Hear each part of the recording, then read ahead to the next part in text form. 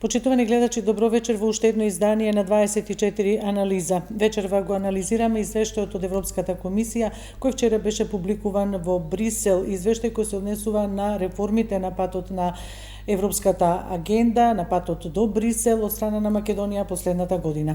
Извештајот го анализираме на моите вечерашни гости, Малинка Христевска Јорданова, експерт за Европската унија. Малинка, благодарам што сте дел од ова издание на 24 анализа.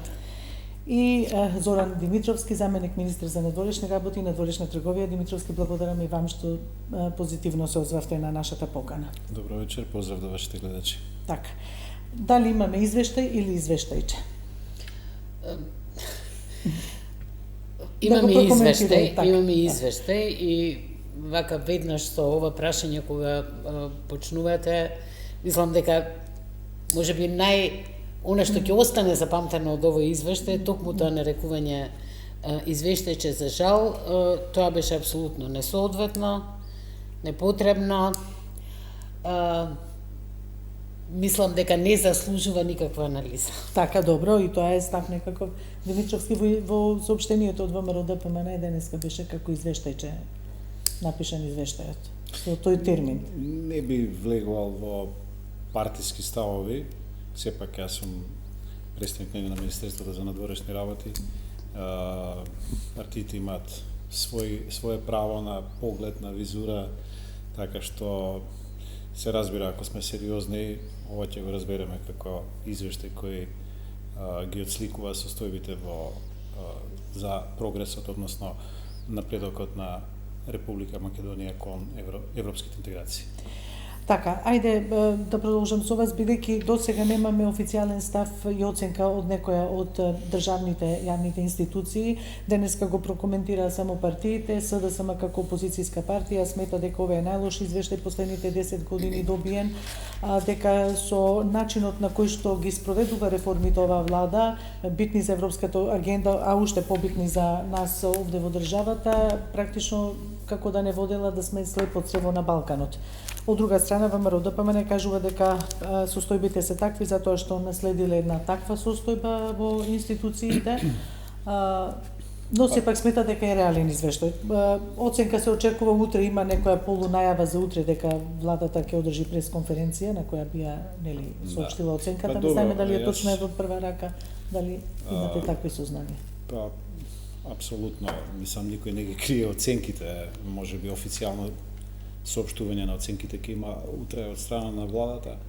Премиерот и министерот беа во Брисел, има прилика на лице место да добијат извештајот и да искомуницираат се она што треба во врска со извештајот. Меѓутоа, во контекст на оценката за извештајот, јас можам и во името лично свое и во името на Министерството за надворешни работи да кажам дека сепак оценките на Социјалдемократскиот сојуз како опозиција,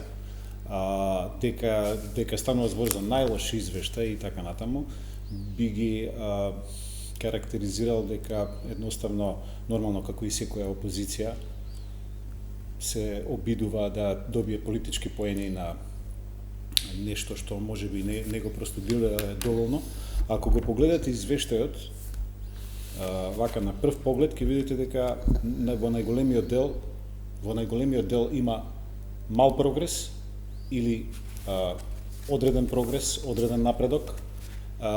Има неколку области каде што има добар напредок, да речеме, тука е во царинската управа, во мобилноста на капиталот, во Министерството за надворешни работи, сериозно. Она што подолг период бевме обвинувани за водење на надворешна политика која е без компас, напротив сега буквално се поздравува од страна на таа политика, се поздравува од страна на Европската комисија во контекст на тоа дека имаме согласена политика со безбедностна и надворешна политика со Европската унија 100%, во контекст на регионалната соработка, во контекст на соработката со соседите. Значи, во сите тие потези во надворешната политика сме оценети дека имаме сериозен прогрес. Во другиот дел, факт е дека во еден помал дел, можеби 20%, имаме полоши оценки, но и таму имаме нема прогрес, нема напредок, што не значи дека има назадување. Значи, јас она колку што успеав да забележам од извештајот, никаде немаме назадување.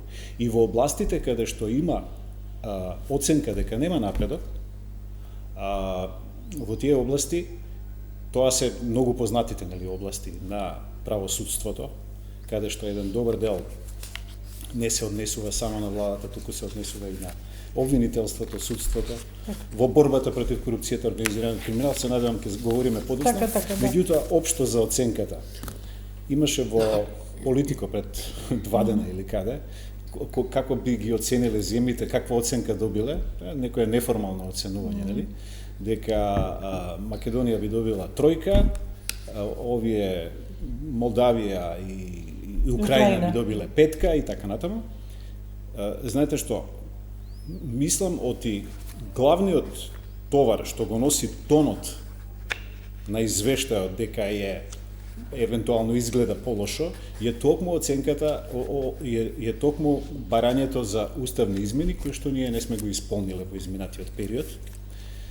Кога би било таа билатерална пречка од идентитетски карактер од страната, јас мислам дека и тонот на извештајот, бидејќи извештајот не е само технички, тој е и политички, би бил сосема поинаков и сигурно би имала оценка многу повисока. И овие други области, да речеме, само ако се завршени самите измени, сметате, така?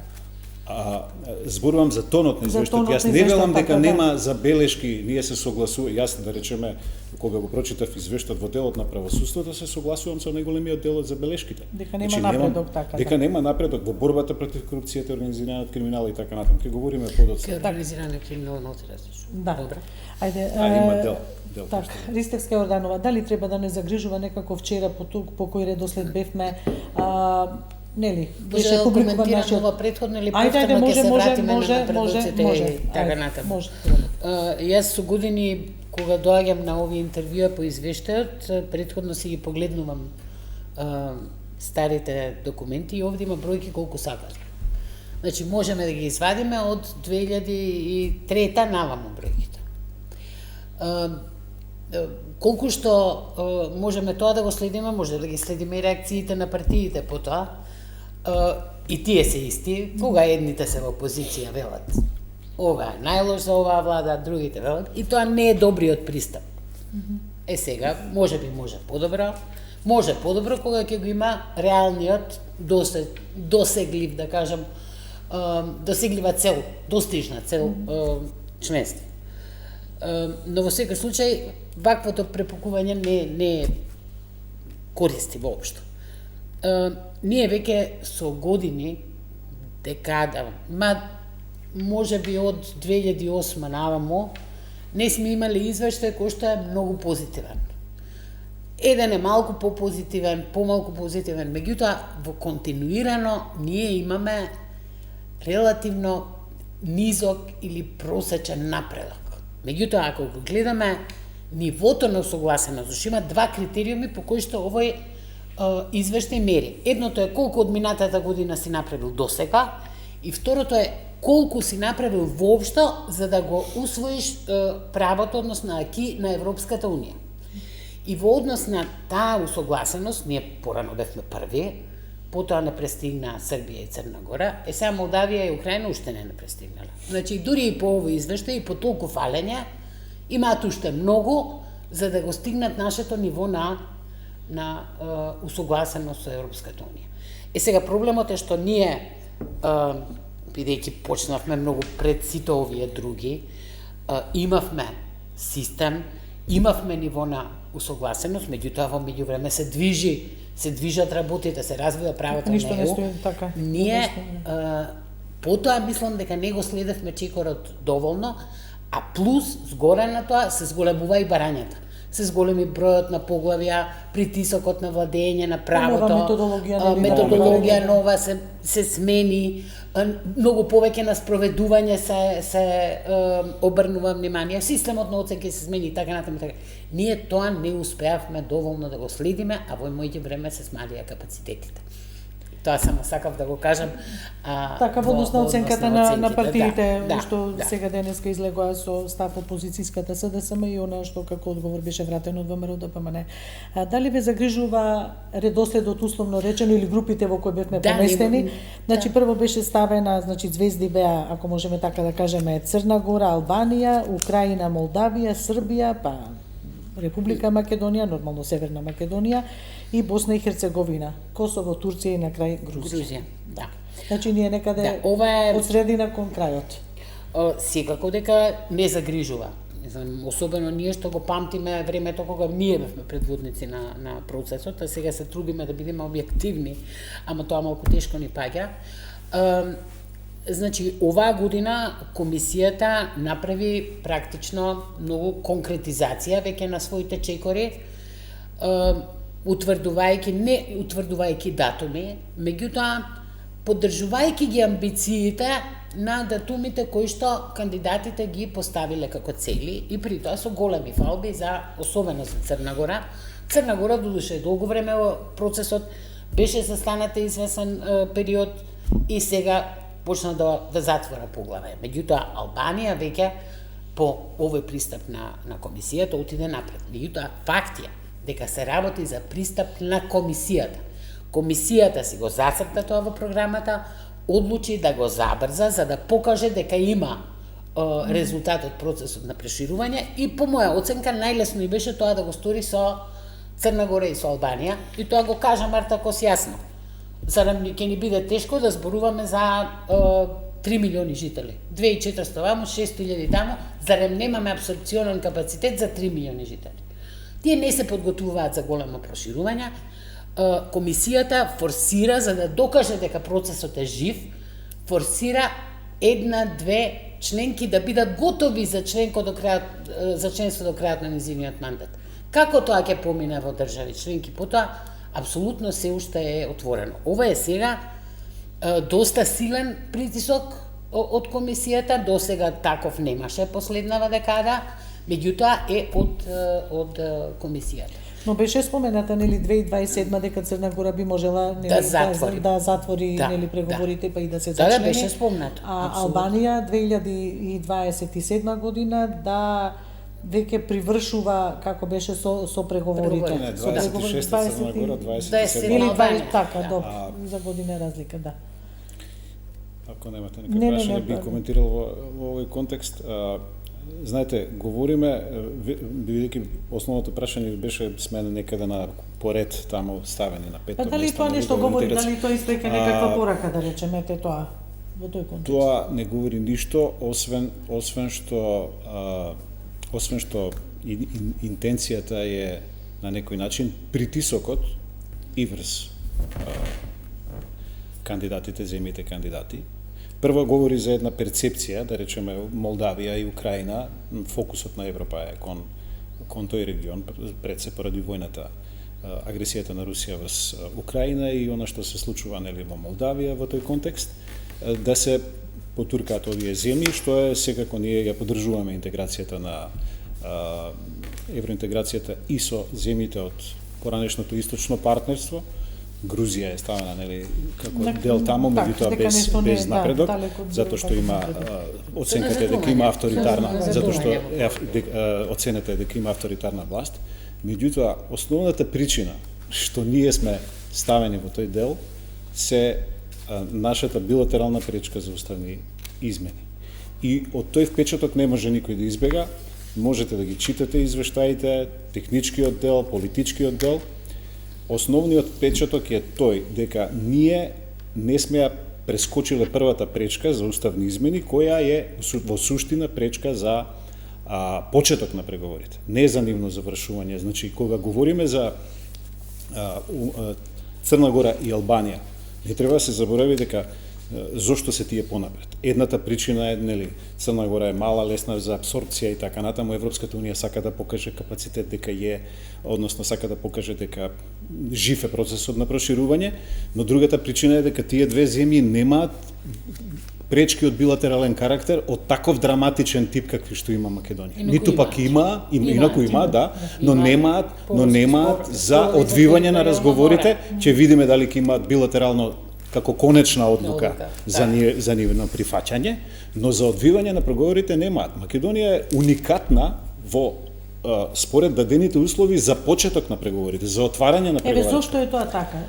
Сте се запрашале ли некош еве зошто на Македонија и се даваат такви билатерални прашања Затоа што да ги реши? нашата влада Иако прифати. велите имаат и сите билатерални прашања, но оставени се да ги решат, не знам, вод, транзиционо. Затоа што нашата влада прифати. Да. Тука веројатно требаат уште 3 емисии за Да, се веројатно. запознаат. Меѓутоа сега Тоа кажам е дека друг тип на токму анализ. затоа што овие што сега од опозицијата оценуваат дека извештајот е лош, токму тие прифатија преговарачка рамка со услови кои што за сега натаму во процесот не обезбедуваат никаква предвидливост на одвивање на процесот, овозможуваат вето по идентитетски прашања и историски прашања и целиот процес го ставаат во прашање во смисла на тоа да зависи од резултатите на работата на историската комисија.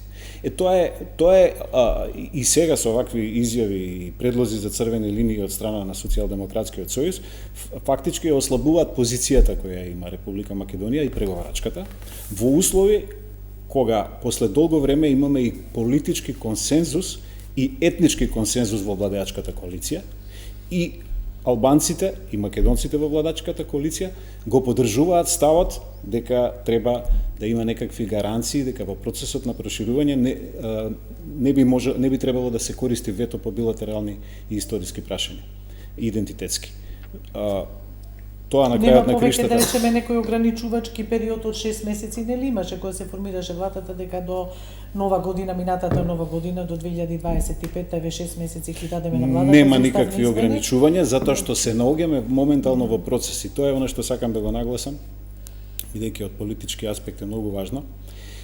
Изминатава година и неколку месеци ова влада ја искористи да објасни и во европските престолнини, и во Брисел, и во повеќе важни европски престолнини, кои се нашите позиции за кои што тие претходно, искрено да ви речам, не знаеја. Односно, мислеа дека лесно може да бидат надминати доколку само ние направиме уставни измени. Дека целиот процес понатаму како може да биде искомплициран и како може да биде ставено вето од бугарска страна. Мислам дека тоа го кажа јасно и господинот Антонио Кошта. Има неколку иницијативи. Премиерот рече дека веднаш по изборите, односно и после новогодишните празници, ќе се влезе во процес на овој процес е секако во движење, но ќе се влезе во процес на поинтензивни разговори во таа насока да се изнајде решение и тоа решение ќе биде компромисно, но достоинствено сепак за граѓаните на Македонија, но се надевам и ќе го поспеши натаму отворање на преговарачкиот процес и движење напред кон него. Ке се навратиме нормално на политичкиот дел. Малинка, што мислите вие, ако го тргнеме настрана ова билатерално прашање кое што ве велиме повторно представниците на Европската комисија и сега го нагласија дека е клучно за да ги почнеме ние преговорите, како што рековте, не да ги завршиме и така. Каде е најкритичен извештајот? Да, има нијанси, вие добро ги разбирате тие нијанси, затоа сте и експерт за прашања поврзани со Европската Унија. Дали сметате дека отсуството на реформи во правосудството, во владењето на правото, дека е најтешкиот моментум во извештајот или ова што нема напредок и во справувањето со корупцијата и организираниот криминал? Двете работи. Тие две нули се најкритични во извештајот, зашто тоа е владење на право, тоа го ставаат на преден план. И тука ако се добие од нула и ако продолжиш така подиш уште во назадување, веќе не можеш ни да се правдаш со нешто друго, туку проблемот ќе биде што не ги исполнуваш критериумите. И мислам дека такви изговори ние не смееме да даваме. И тука комисијата и во овој, и во оној извештај за владење на правото уште во јули што беше објавен поподробно практично образложува зошто дава таква нула оценка, не го намалува нивото на усогласеност. Меѓутоа оди на многу конкретни критики, за разлика од порано кај што стоја притисоци и немешање и мешање во судството, сега конкретно е критикува представници на извршната власт и на другите власти за притисоци врз судството со конкретни прашања како што беше барањето за независност на судските инстанции, така.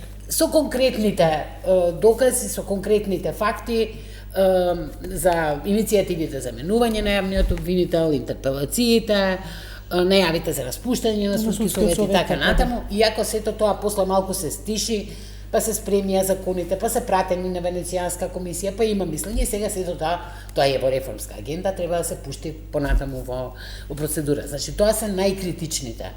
Кај корупцијата има повеќе проблеми што едни што се провлекуваат меѓуинституционална соработка и така натаму, ќе го видите тоа во целиот извештај, хронични работи, а некаде Кочани како репер истериум презентирани во повеќе извештаи. Но кај корупцијата главните ми се чини проблеми се еден што кажува дека нема доволно политичка волја, односно се повикува на други извори за немање политичка волја и немање собственост во процесот, многу ниско ниво на спроведување на стратегијата. Стратегијата ја води државната комисија, меѓутоа треба да учествуваат и другите.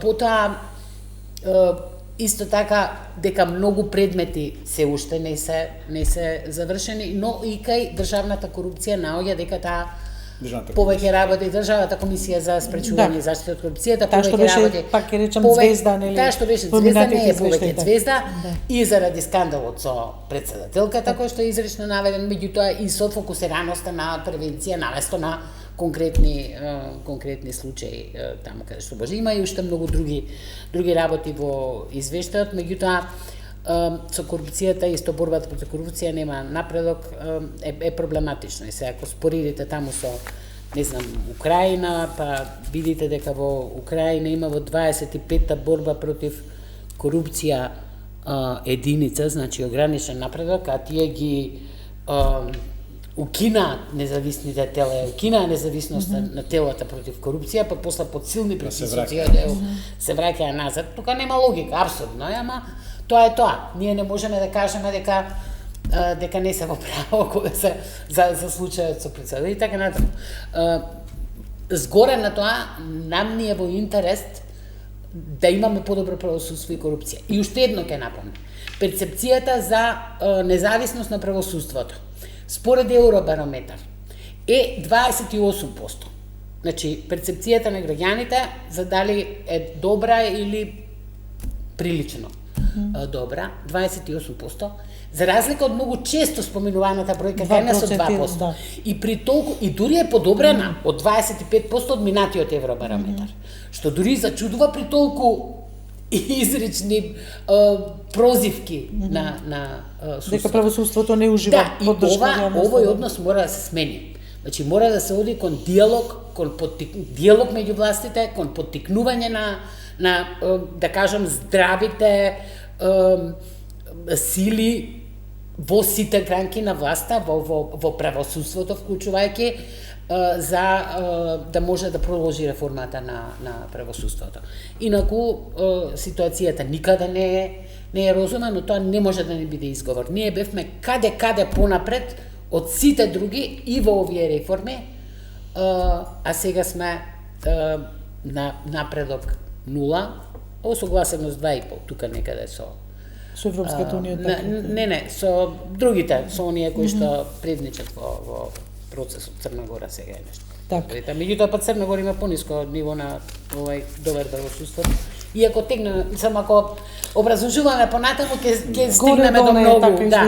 Меѓутоа да не релативизираме, ова се најкритичните точки. Јас сега ако продолжам би рекла дека мене исто така ме загрижува тоа што и во внатрешен пазар нема напредок во многу области, осем кај слободно движење на капиталот заради СЕПА, што беше очигледно поттикнувачка. Меѓутоа има напредок, Царинска унија стандардно секогаш, исто така во наука и истражување има напредок и издвоени буџетски средства и повеќе учество во хоризонт, надворешна политика, усогласеност и тоа, ако воопшто се спомнуваше Македонија во пресобите, тогаш мора да ја спомнат, затоа што има 100% усогласеност со заедничката народа. И тоа е стратешки избор. И јас морам уште нешто да напоменам без влегување во техникалии. Ако лани имавме една констатација дека владата ја декларирала својата посветеност кон ЕУ, оваа година имаме констатација дека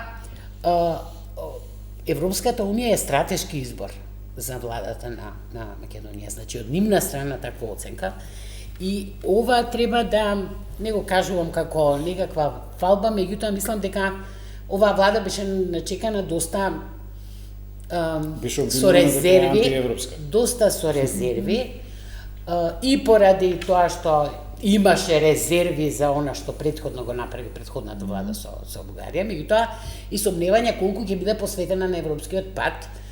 И сега оваа многу мала нејансирана разлика во таа реченица прави разлика. Меѓутоа сега вели да Европската унија е стратешки избор за Македонија и за владата на Македонија, и тоа е битна разлика. Иако морам да кажам дека како да им беше незгодно да ја спомнат Македонија и на КОС во пресод, а дури во Европскиот парламент, во дискусијата пред Комисијата за надворешна политика. Не присуствуваше. Беа сите известители, само Бајс го немаше, не присуствуваше. Еве што мислите, еве и тоа сакам да прашам, што мислите? Не мислам дека бегаат од незгодните прашања и од незгодната тема. Бидејќи имаше најава дека бегаат од незгодните прашања и незгодната тема. Доста прашања дека имаше веќе спомнато во дискусијата, да. некои пратеници спомна, меѓутоа дали ќе имаше.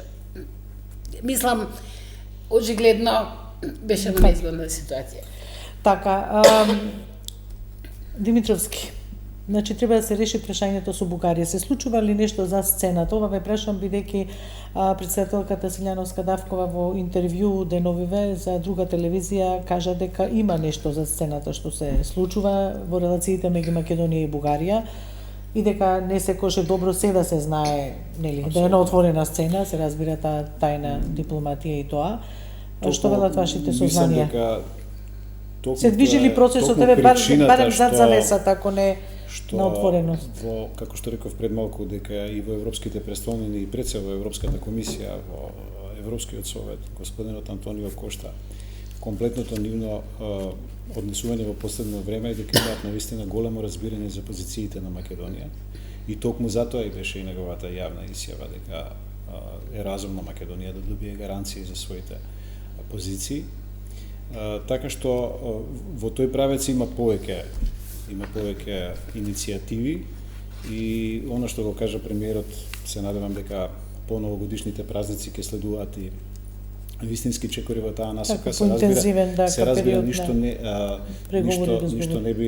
не би сакал да коментирам сега, затоа што тој е процес што се одвива зад затворени врати, дипломатски, да имаме доверба во процесот натаму. Мислам дека постои расположение кај Европската унија.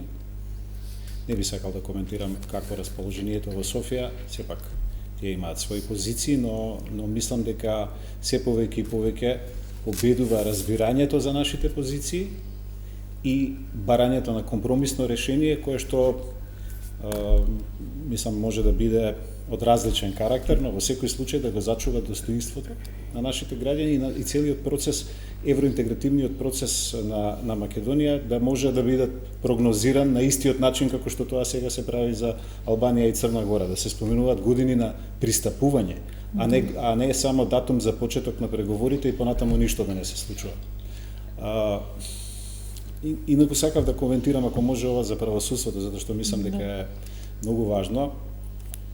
Ние слушавме уште на почетокот кога беа идеите за судски реформи на нашата влада, па слушавме критики од Брисел дека не е добро, тоа ќе значи политичко мешање и така натаму.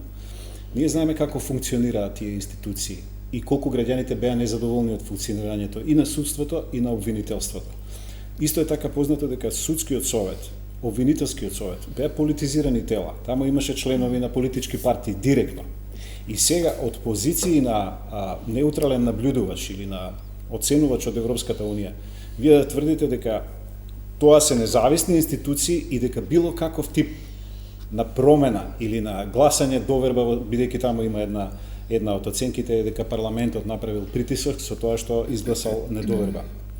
Значи, ако вие му давате моќ и сила на едно политичко тело да бира представници во судскиот совет, дали е тоа председател, дали е парламент, дали е некоја друга институција, судиите нели исто така бираат, на истиот начин вие му ја давате и моќта да ја гласа и довербата или недовербата. Ние, ако сакаме независен судски совет, не е доволно само да нема политички притисоци. Исто така треба да има и одговорност од страна на тие луѓе, дали е обвинител, дали е државен обвинител, дали е судија, дали е претседател на судски совет, мора да постои одговорност и мора да постојат checks and balances во смисла на тоа тие луѓе немаат апсолутна независност. Так. Се зборува нели за нивниот буџетот во правосудството и така натаму. Така дека е многу низок, мислам. Буџетот дека е низок. Јас мислам дека финансиите не се проблем тие да бидат независни. Има една оценка таму во извештајот дека судските процеси се одлагаат, често постои неказнивост. Тоа не е проблем на владата. Тоа е проблем сепак на правосудството. Се разбира, владата е тука да создаде услови. И владата до крајот на годината треба да ги усвои сите овие закони за кои говореше малку така, и Маринка. Тука е кривичниот законник, за кој да не заборавиме. Имаше од претходната власт во него метната, нели, избришана онаа клаузула за злоупотреба на службена Ама положба. потоа не се пише, така можеше да се пише многу брзо. Па може да се пише. Јас се залагам за тоа. И ние како политичка партија Демократскиот сојуз се залагаше. Сакам да кажам, Не се даден рок до наредната година да се усвои кривичен законник, ако сега така барем. па не, може и побрзо да се донесе. Не е тоа спорно. Значи тука се работеше за две работи. Едно беа измените, односно она со злоупотреба да се врати, а второ е нов кривичен законник. Нов кривичен законник на кој што се работи многу години, тоа знам. време. Така, повеќе време се работи. Но, И тие според сакам да реформска кажам дека- агенда требаше да бидат до декември. Минатата година завршени. Едниот месечини, другиот 2025-та, сега до 25. крај на оваа. Другиот. Пошто има и другиот по пакет за Се кривична што е постапка. врзано да. со реформскиот пакет, нели, и со планот за раст, има во неколку области, меѓу другото јавната администрација, законите за Така. јавната администрација, за борбата против корупција и организиран криминал, бидејќи таму е повеќе и имплементација и пракса отколку што се законите, иако за планот за раст се врзани некои закони кои што со самото донесување на законите треба да добиете некаква транша, која можеби не е финансиски толку голема, но е важна за Некаде целиот прочитав процес на дека усогласување. се чудат зошто дури и планот за раст не е доволен мотив на владата да го запрза овој процес. Па не, знаете што, ние бевме прва земја што доби првата транша. Сега нешто задоцнивме до јуни некои закони што требаше да бидат усвоени, дојде овој период на изборен период кога навистина бевме спречени. До крајот на годината има агенда сите овие реформски закони кои што требаше да се завршат на време да бидат веќе во процедура, нели, во парламентот да ги донесе. Така, јас сега ќе повикам пауза за реклами, па продолжуваме. Почитувани, и продолжуваме со 24 анализа. Јас повторно ќе одам во делот на реформите во правосудството. Од Сдруженијето на млади правници излегува деновиве со оценка дека во последните 5 извештаи, кога станува збор за оценка за тоа како се движат реформите во правосудството, последните 5 извештаи биле дека ограничен напредок има таму евидентирано. За сега во овој извештај да стои дека нема напредок. Она што се бара исто е подобрување на евиденцијата за конфискација на имоти, за екнување на финансиските истраги, она што го бара Европската комисија. Инаку дел од експертите зошто изнесуваат загриженост кога е во прашање владењето на правото, тоа што немало намалениот напредок во поглавието 24 или основата на првиот кластер кој го диктира темпото на преговорите. Ова внесува загриженост. Што мислите вие? Тоа е точно, мислам, 20. Тоа беше на оние почеток, фундаментални значи основи, 23, така, 24 се дел од темелни вредности, уште неколку други сега додадени, односно првиот кластер темели, тие го одредуваат темпото на преговорите. Еве сега ако ги видите извештаите за оние држави кои што се во преговори, има една реченица во која што вели дека има баланс меѓу темпото на преговорите и владењето на правото. Значи треба да се постигне, ако има напредок во владењето на правото, има темпо на преговорите. Ако не, тогаш нема темпо на преговорите. И таа веќе е држат како стандардна формулација. И ова е нешто што навистина загрижува. Значи сите експерти ги загрижува и тука треба многу повеќе да се смени односот. Значи мора да се смени односот кон диалог, кон изнаоѓање најдобри решенија, не само кон менување на закони Јас тука морам уште нешто сакам да кажам. Значи ние во годиниве на реформата и под со образложение дека се приближуваме кон неа, многу често менувавме закони и за судството, и за јавната администрација. Тоа се закони, да кажам, системски, кои што треба да обезбедат правна сигурност и во принцип не се менуваат толку често.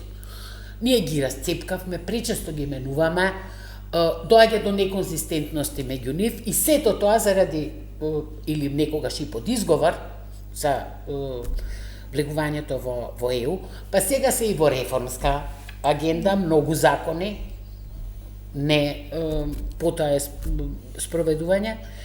И мислам дека тука самите си правиме проблем, затоа што многу помалку внимаваме на анализата на спроведувањето на законите, која е причината што некој закон не се спроведува, и велиме, не чини законот, ајде да го смениме. Тоа како да е најлесно, со тоа сум се среќавала во практиката и во администрацијата, а сега и како експерт однадвор кога гледам.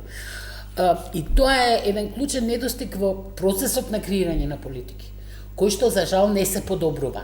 Тоа зашто говориме? Не се подобрува.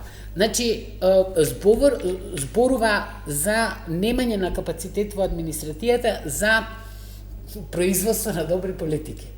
Ама јас нема да кажам само дека е тоа капацитет на администрацијата, тука е и политички капацитет, бидејќи зависи од водството и она што постојано го спомнуваме, а е критика и во овој извештај, меѓутоа е критика и од нас самите, партизацијата на администрацијата, партизацијата на институциите, што зеде огромен замав и сега имате навистина намалување на капацитетот на администрацијата наместо зголемување со целиот овој од реформи од толку години во кои што се вложени странски средства и така натаму и така натаму.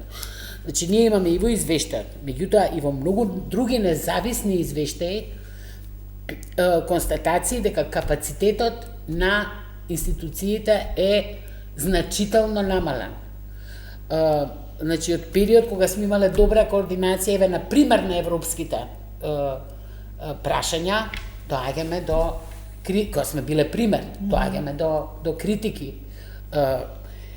Процесот на проценка на законодавството, оно што кажуваме да следиш, како си го донел, зошто си го донел законот, како се спроведува, инспекциите што прават, какви анализи од тоа произлегуваат, што треба да направиме, не мора ние да одиме, не е до секоја запирка и толкување и примена, треба да анализираме како тоа се применува во управата, како во судството, па потоа да одиме на промена на закон. Само со препишување на компаративни, решенија од компаративни анализи, сега можат и со вештачка интелигенција да седнат да пишуваат закон. Ова е еден недостаток во нашиот систем, кој што мислам дека едноставно не му обрнуваат внимание на ниво на... Ама искаме да дојде да се сутрат кога ќе почнат преговорите. Внимание. Па ако не сум сигурна. Не, ако се брзаат вака како што се сега ќе ги брзаат, нема да дојде до тоа. Јас мислам дека е многу грешна тезата дека преговорите сами по себе нас ќе не реформираат. Односно, некој ќе дојде од ЕУ и ќе не реформира.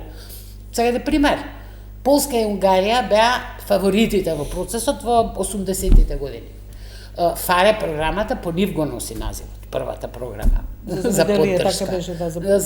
За се беше. Ама по нив го носи назив. Каде се денеска? Токму во подрачјето на демократија и владење на правото.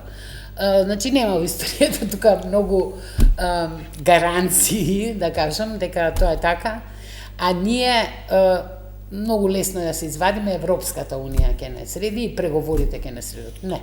Може оценки во некои области, поглавија и кластери, кога би преговарале некои земји членки, би биле многу поназад дури од кандидатите. Да речеме во права, да речеме, слобода на изразување, човекови права во некои земји членки. Добро, особено сега со нелиберални тенденции. Така што не е се розово и не е црно-бело. И не е се црно-бело.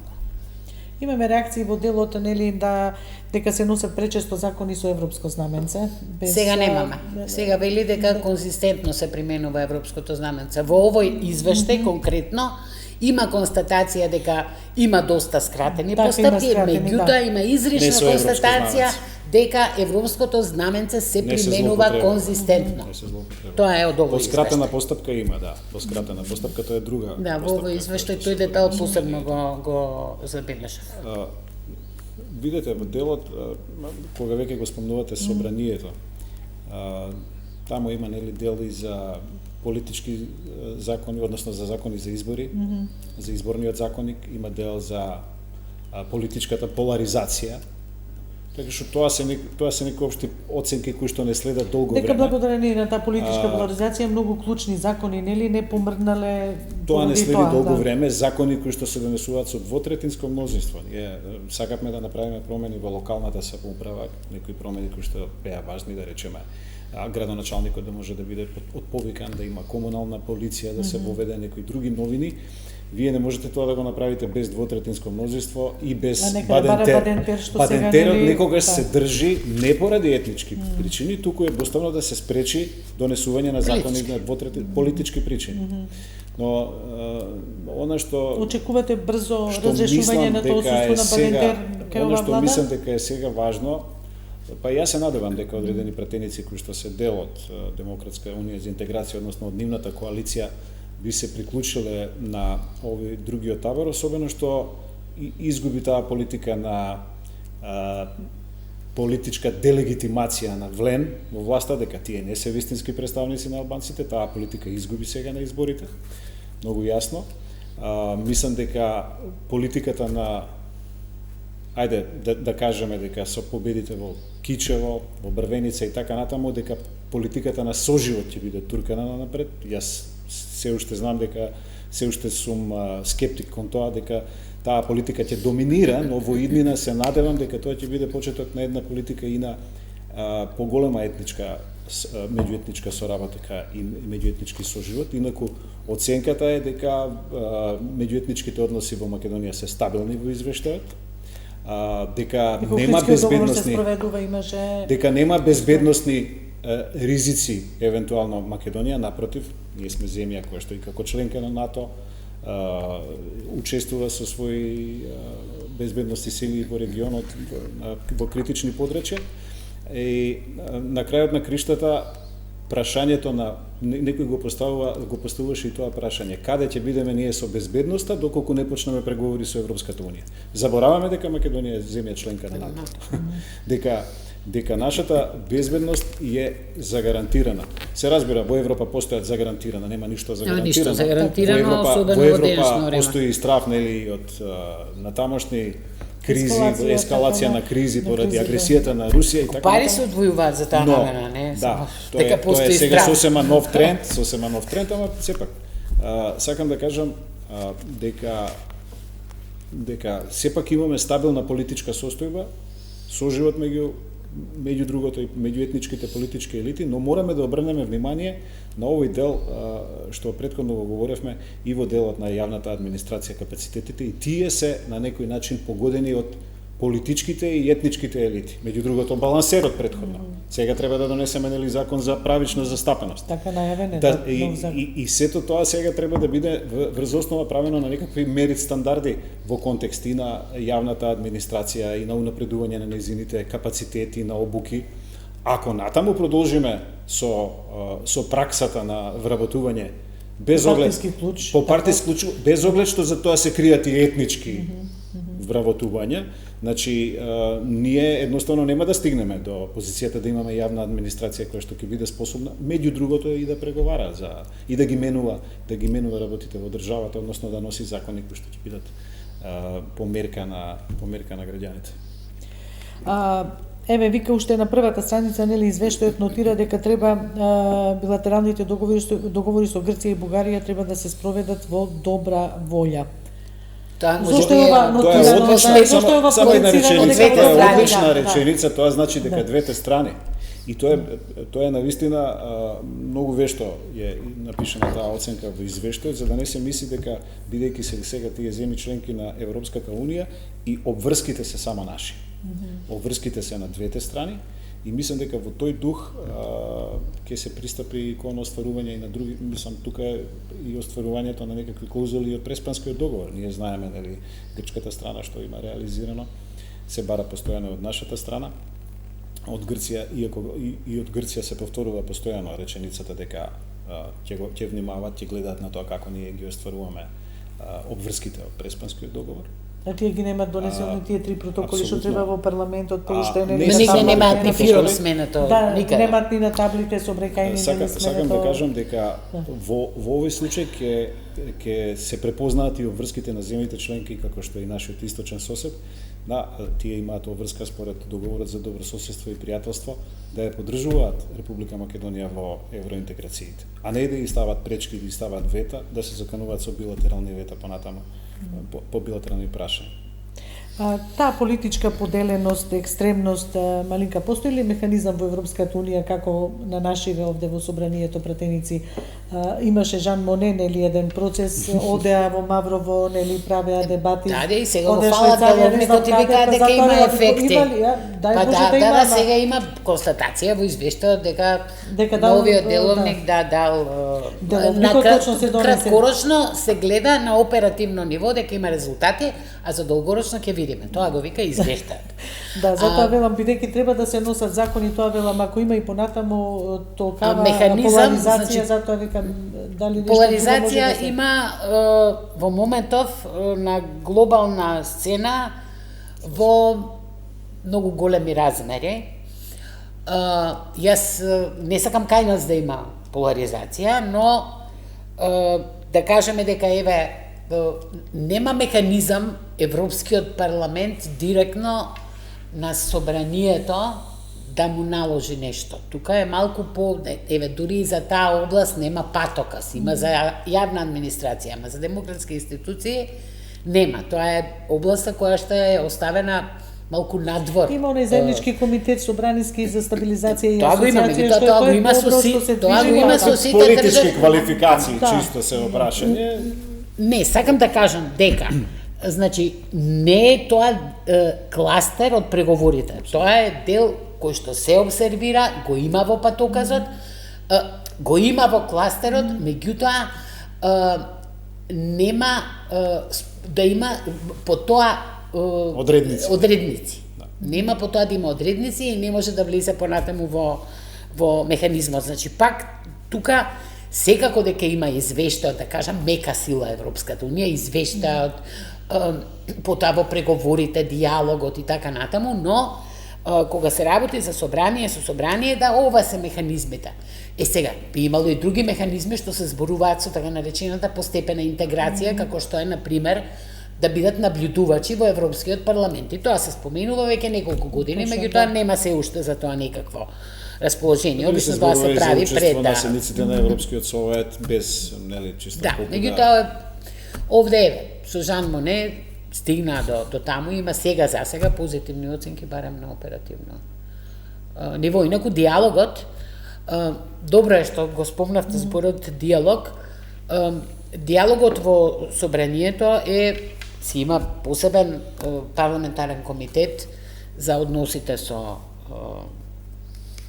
Европската унија и тоа е дел од системот на спогодбата за стабилизација и асоциација. Јас сакам да напоменам дека е проблем што тој механизам не функционира како што треба, бидејќи тоа е нашата рамка сега. Последниот совет е одржан, мислам, во 2023 година, советот парламентарниот, не парламентарниот, се извинувам, советот на ниво на владата, кој што е практично највисокиот тело во рамките на спогодбата за стабилизација и асоциација.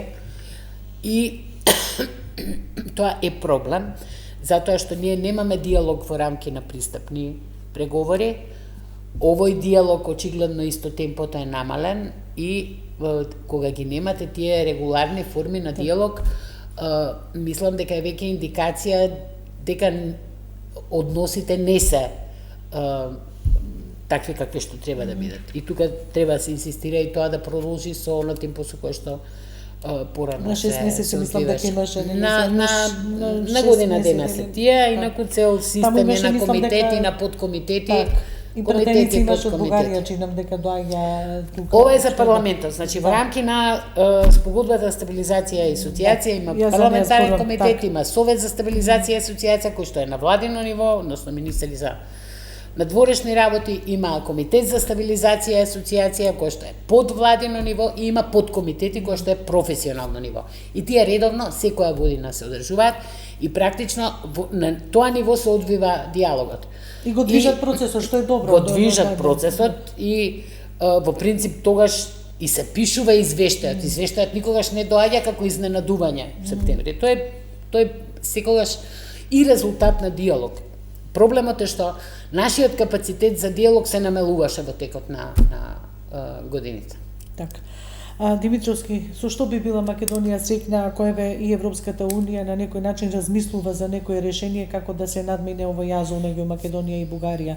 Дали еве да нема опонирање нели поставување вето од страна на бугарската страна, тоа е веќе очигледно, или да даде некакви гаранции Бугарија дека нема на средина во било кој од овие кластери на преговори да не метне вето, или некоја друга земја. Дури во Софија на конференција значи го поставив тоа како дилема, дали сметате вие дека нашата евроинтеграција треба да зависи од резултатот на работата на историската комисија и колку години и децении треба да изминат за да ја заврши меѓу владината историска комисијата за образование и историја, нели, работата за ние да станеме членка.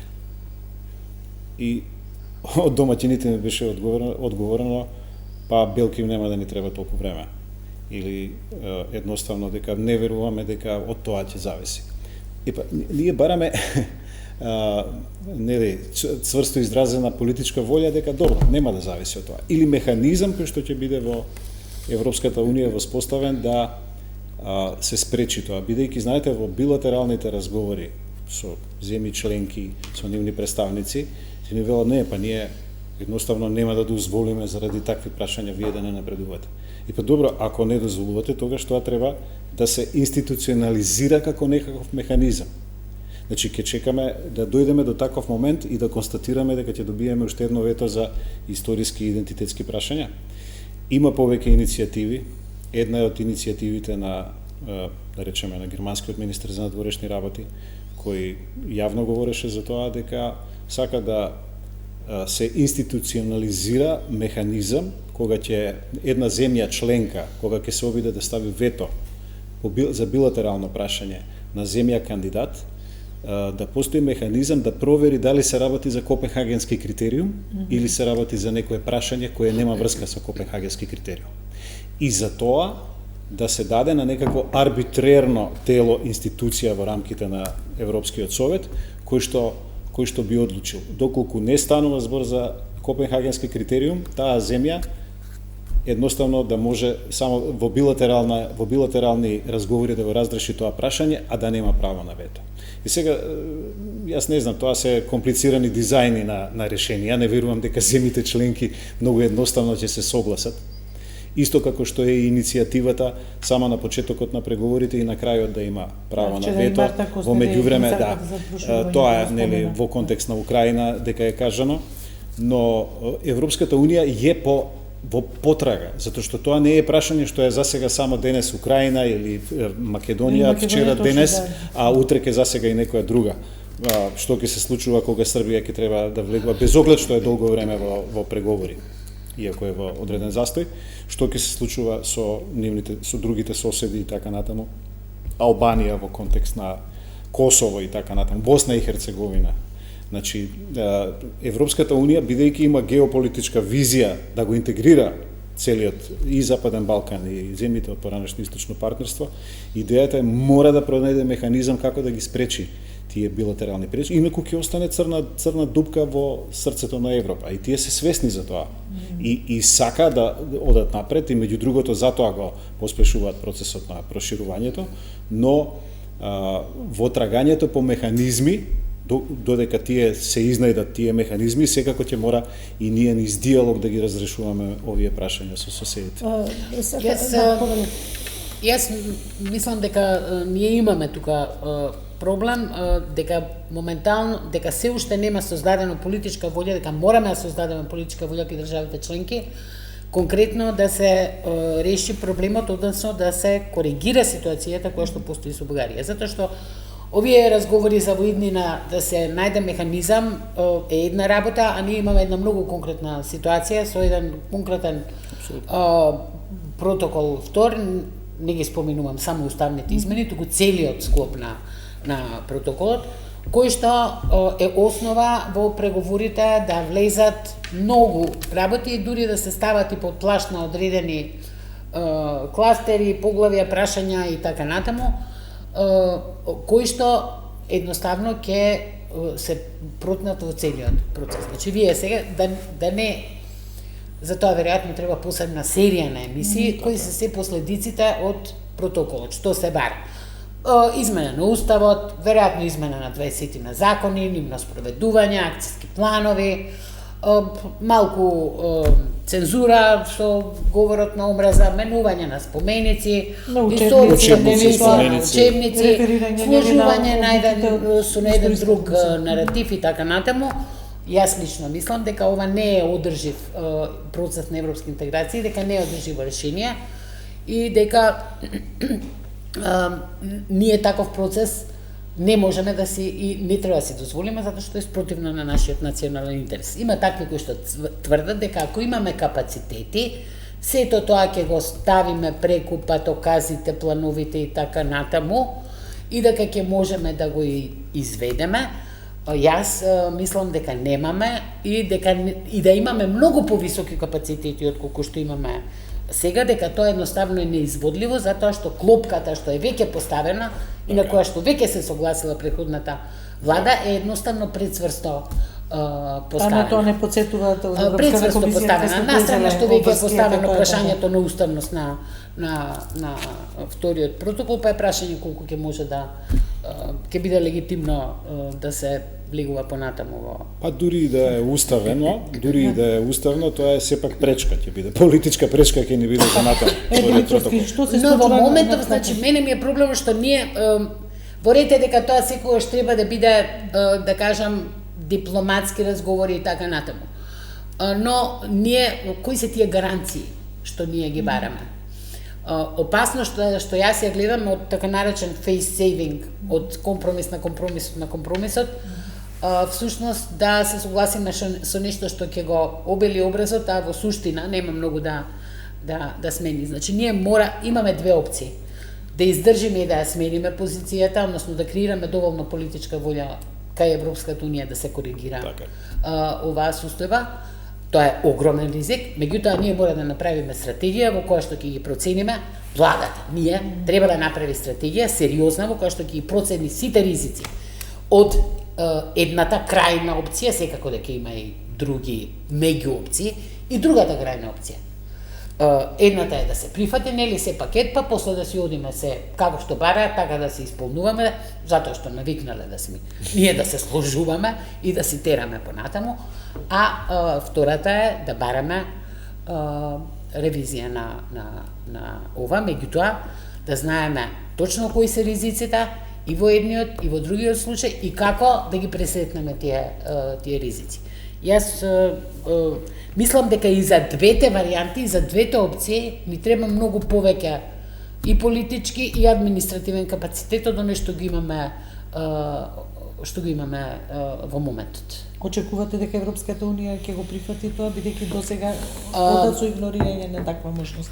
Се гледа, значи се гледаат мали поместувања, што веќе ги кажав во некои од констатациите и во самиот извештај. Инаку, ако гледате самата формулација во заклучоците, е дека Македонија не ги спровела уставните измени. Ако го видите соопштението на пресстраната на Европската комисија, таму стои треба да ги направи уставните измени. Марта Кос рече треба да ги направи во една реченица на крајот, Така што тоа се нијанси, во самиот текст така пишува. Се Советот дали ќе ги повтори тие заклучоци во декември, ќе видиме. Тоа ќе биде практично вистинската борба таму да се смени некоја точка запрка и тоа е огромна работа не само на Министерството за надворешни работи, не само на Министерството. Значи ние немаме воспоставено. Овде зборувам и за градење многу повеќе капацитети внатре во администрацијата. Не можеме да мислиме дека само тројца способни волни политичари може да решат состојбата. Не.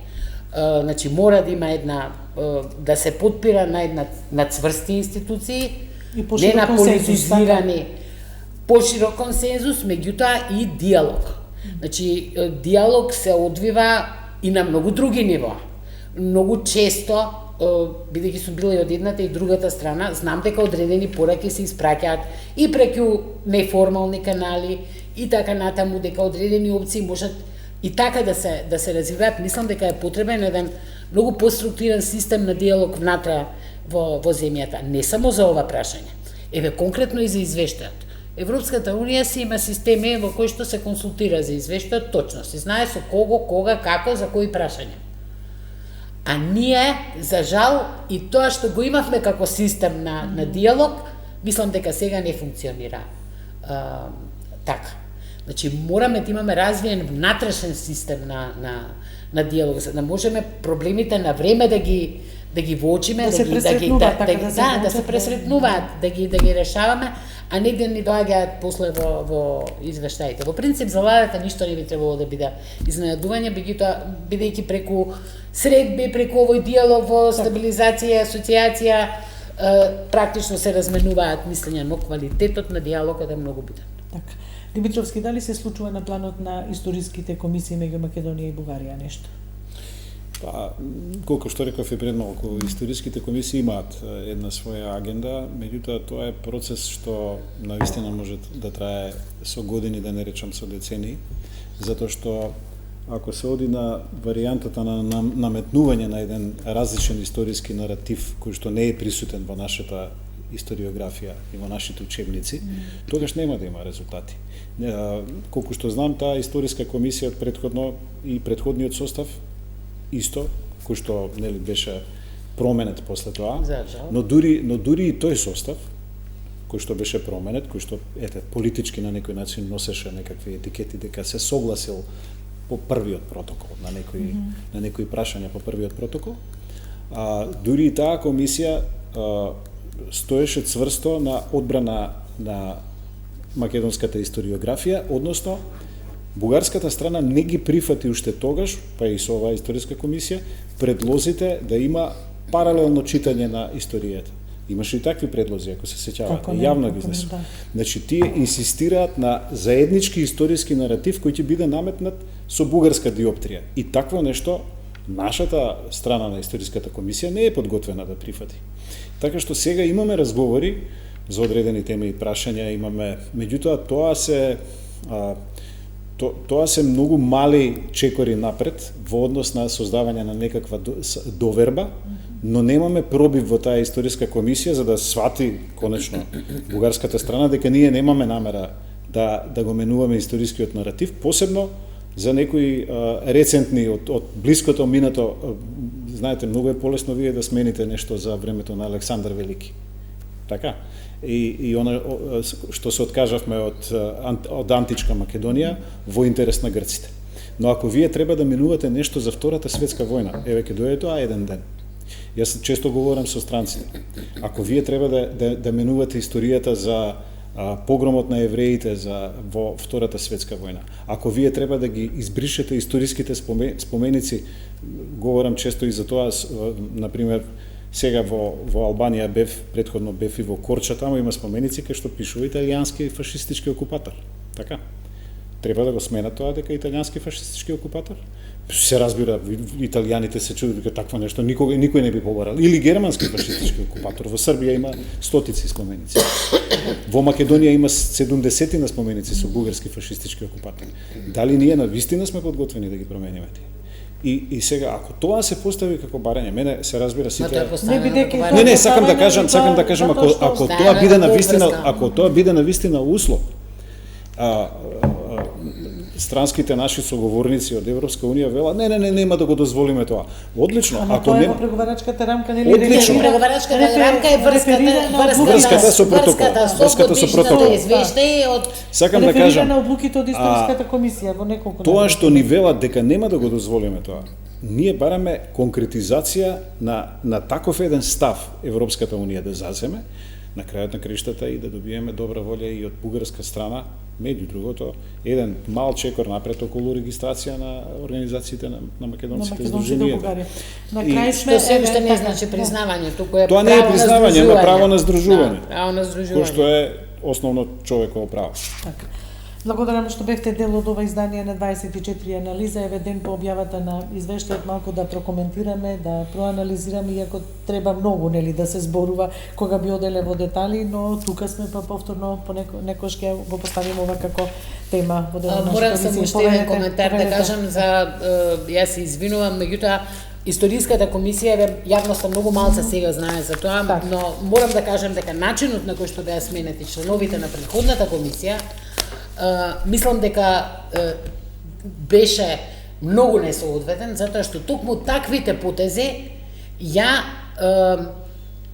уништуваат нашата позиција.